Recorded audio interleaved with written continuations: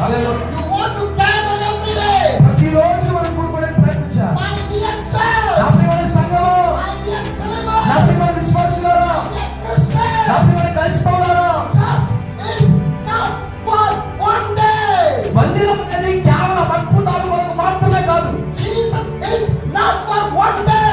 యేసు ప్రభు కేవలం ఒక్క రోజు మాత్రమే కాదు. Anointing of the God is not for the one day.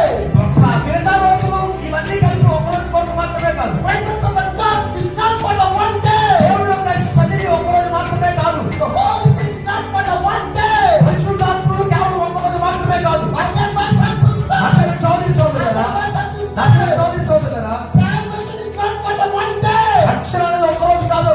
Hallelujah. Hallelujah. Every day we need the salvation. ప్రతిరోజు మనకి రక్షణ కావాలి. Every day we need the Jesus. ప్రతిరోజు మనకి యేసయ్య కావాలి. Every day we need the anointing. ప్రతిరోజు మన అభిషేకం కావాలి. Every day we need the presence. ప్రతిరోజు మనకి దేవుని సన్నిధి కావాలి. Every day we need the holiness. ప్రతిరోజు మనకి పరిశుద్ధత కావాలి. Every day we need the prayer. ప్రతిరోజు మనకి ప్రార్థన కావాలి. But కానీ it's not happening right now. కానీ ఇప్పుడు అది జరగట్లేదు. Why? ఎందుకు? Why? ఎందుకు? My brothers and sisters. అక్కడ సోదరి సోదరులారా, Every day you want to gather for the God. ప్రతిరోజు మనం దేవుని కొరకు కూడుకోవాల్సిన వారమై ఉన్నాం. When you read the Acts chapter 2, మనము ఒకవేళ అపొస్తలుల కార్యములు 2వ అధ్యాయం చదివితే what the people do? ప్రజలు ఏం చేశారు తెలుసా? Every day they gather.